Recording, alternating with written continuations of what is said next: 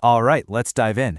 Today, we're heading back to the heart of 19th century Southern Africa to unpack the incredible stories of two major powers, the Zulu and the Xhosa. We're going to look at how they rose, how they fought back against a growing empire, and what their legacies look like today. Just imagine hearing those words, "Eat up the red soldiers." Those were the chilling orders from a king right on the edge of war. And you know what? These orders would kick off one of the most shocking military upsets in colonial history, a moment when a traditional army brought the mighty British Empire to its knees. So here's our game plan. We'll start with the Xhosa, a kingdom really forged in the fires of a century-long defensive war. Then we'll pivot to the Zulu, whose revolutionary approach to warfare literally created an empire. That'll lead us to the epic battle of Isandlwana. And then we'll wrap up by looking at how the legacies of these two great kingdoms are still felt today.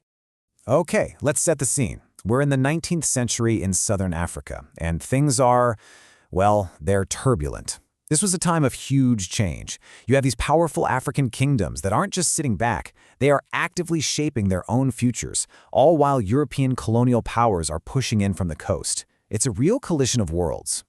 First up, let's talk about the Xhosa.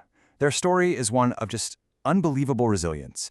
Long before the Zulu Empire even existed, the Xhosa were already on the front lines, fighting off colonial expansion while trying to manage their own deep internal divisions. And this timeline really shows you the sheer scale of their fight. I mean, this wasn't one single war. We're talking about a 100-year struggle, 9 separate wars, all to protect their land and their way of life.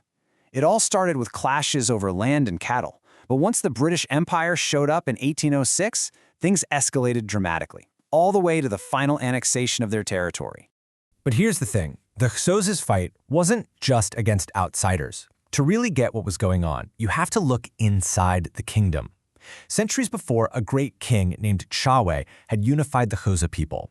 But then, in the mid-18th century, a succession crisis under King Paulo literally split the kingdom right down the middle. And this is where it gets really interesting, because this split created two completely different versions of history. On one side, you have the Galekala from the Great House, who basically said, our guy, Galeka, was the one and only heir. His half-brother, he was just an overseer. But the Raharbe tradition tells a different story, one of a brave, charismatic warrior who took his followers west to build his own independent kingdom. This quote from the Raharbe history is just so powerful. Shattered the main body into two distinct nations. It really captures how deep that division went. So for the next 100 years, you have this house divided, fighting a common enemy, but their own internal politics were always shaped by this original split. Okay, now let's make a big pivot.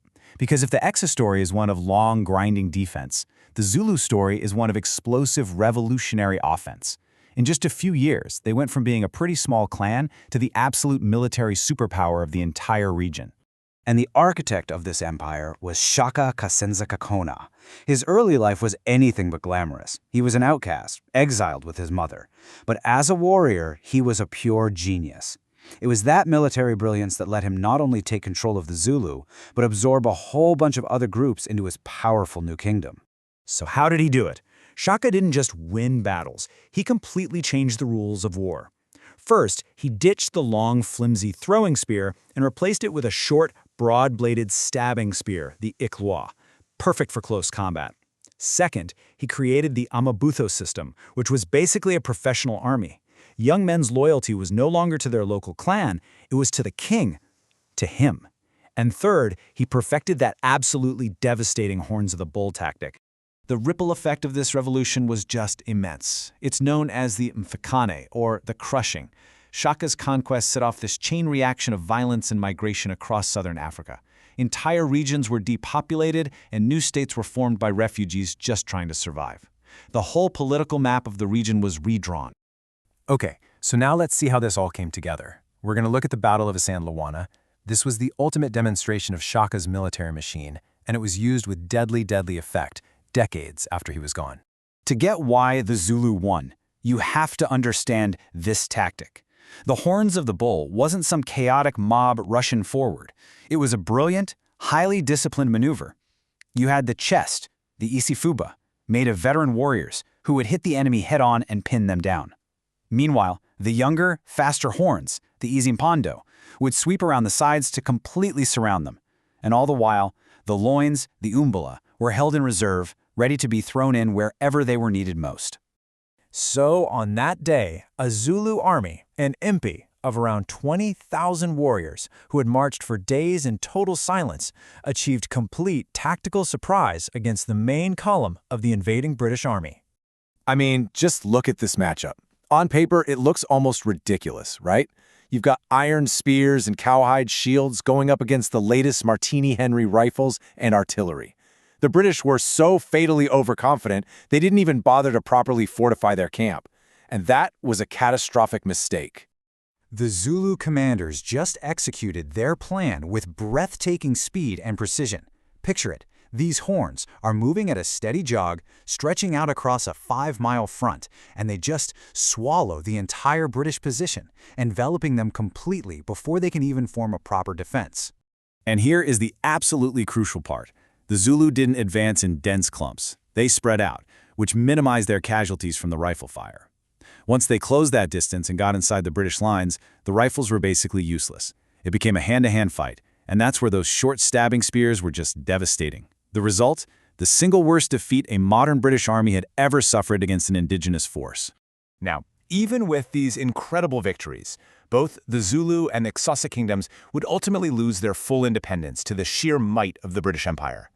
But their stories didn't end there, not by a long shot.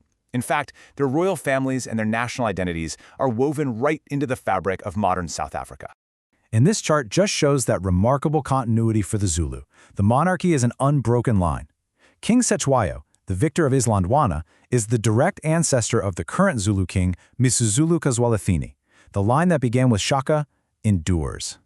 And for the Xhosa, the legacy of that dynastic schism is still very much alive. The two royal houses, the Galeka from the Great House and the Rarhabe from the Right-Hand House, they still form the core of Xhosa traditional leadership and identity today.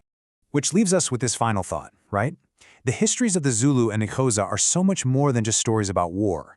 They show us how a nation's identity is this complex thing, woven together from threads of conquest, yeah, but also division, resistance, and the enduring power of its heritage. It makes you wonder, how are the stories of our own nations shaped by their past conflicts and their triumphs?